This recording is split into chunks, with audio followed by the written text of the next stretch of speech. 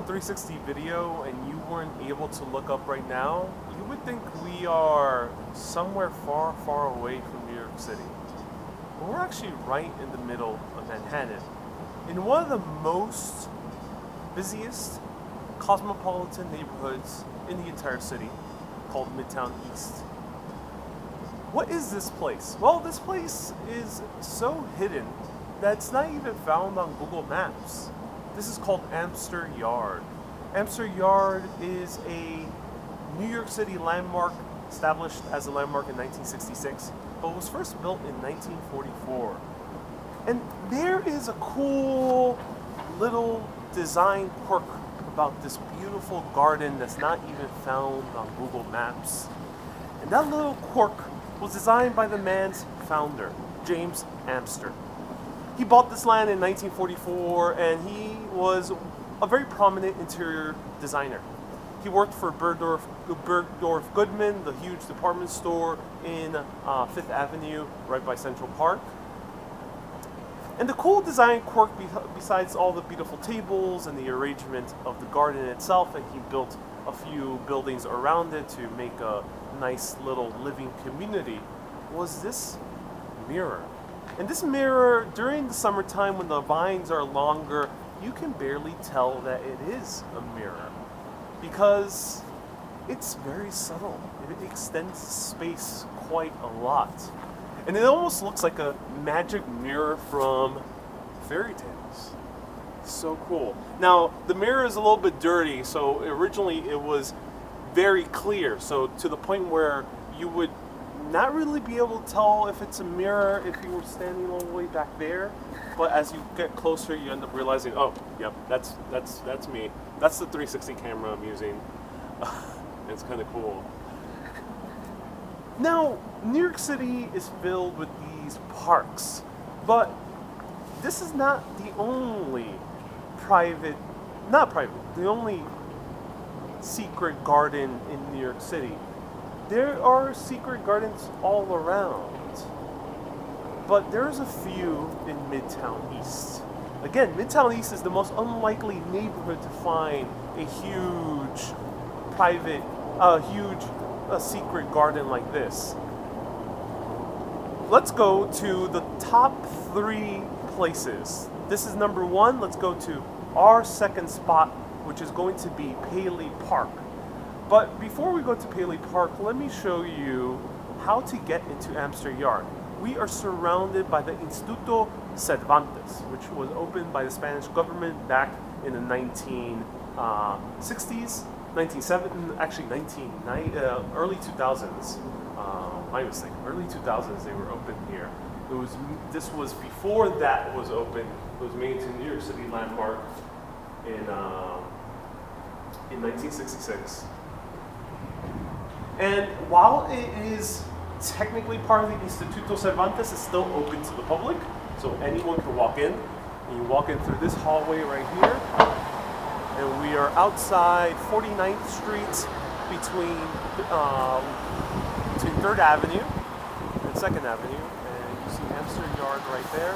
You'll be able to walk in right through there. It's a secret garden. Now that we're out here, you'll notice that this is the hustle bustle of the city. We're here during the weekend, but come here during the weekday, there's a lot more traffic, a lot more people coming in and out, and we're surrounded by massive skyscrapers. So let's go to our second stop. Now, these parks are not necessarily hard to miss. You just have to know exactly which street to walk on. So for our second stop, we're walking between Madison and 5th Avenue on 53rd Street. For a park that has an unsuspecting surprise. You'll be able to start hearing it right now. Let's go to Paley Park. And it's right around here in the corner.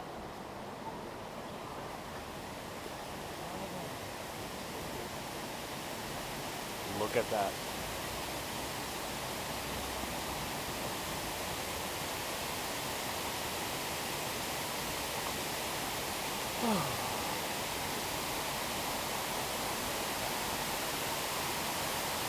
So Paley Park has a 20-foot waterfall in order to block out the noise of the city around us. It works as perfect gray noise. These beautiful lotus trees rising above, covered by walls and only a tiny little fence slightly above ground level. A great place to relax, even during the winter time. Because it's winter time and the waterfall's still running. They have to heat up the water in order for it to run along. That is absolutely breathtaking. Wow. Now during the summertime, usually this is packed to the brim with people, especially during the weekdays, because Midtown is a super cosmopolitan area of the city. So usually people come here during their lunchtime. It's not quite a big tourist destination because it's still kind of hidden from view. It still seems rather slightly intimidating to walk in. Not that much so, but you're like wondering, where can I walk in or not? Now let's go to our third stop. We're walking alongside 3rd Avenue, heading towards 51st Street. However, before we actually get there, why is there a lot of these tiny little parks, and specifically Midtown East? Well, the reason for that is that they are called pocket-vested parks.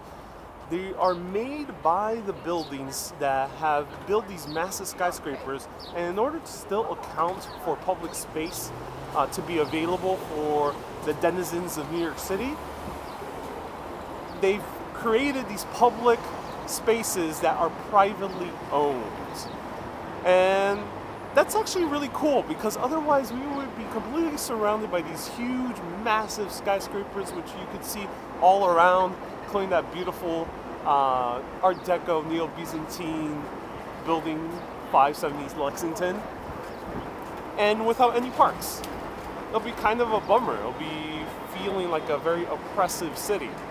But the cool thing is, no, that we do have these little tiny parks hidden all around New York City. So let's go to our next stop, which is Greenacre Park.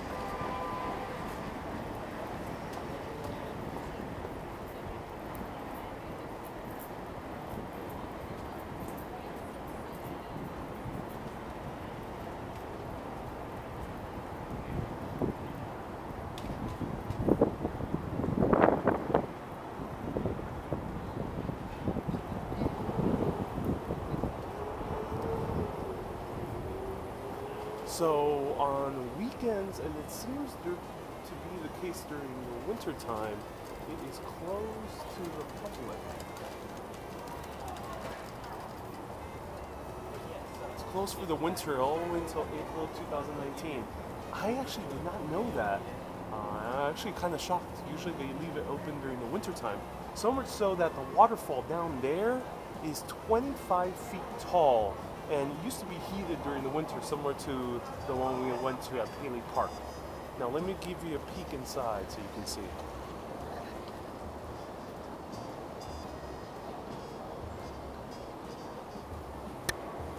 So this is open due to the good graciousness of the Rockefeller Foundation. This was built by Abby Rockefeller. She put in the money and set up the foundation in order to build this beautiful park in the middle of Midtown East Manhattan. And she's also responsible for building the MoMA, the Museum of Modern Art.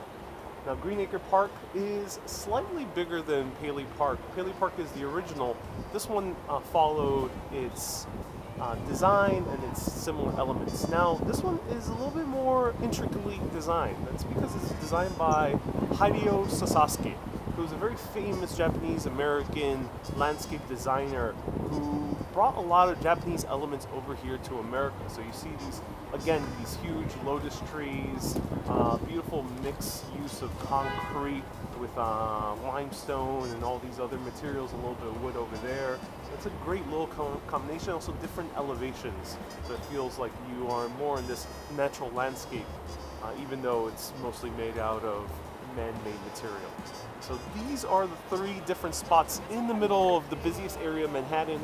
Over here after 3rd Avenue gets a little bit less busy, more residential. But it's great to see these places be a good escape from the hustle and bustle of the city. So come over to Greenacre Park, Paley Park, and our first stop, which was Amster Yard. I hope you enjoyed this. Thank you everyone so much for watching and for tuning in for this extended tour. If you're donating to Urbanist and watching this a month before everyone else, thank you so much for doing so. And keep being awesome and always keep on exploring.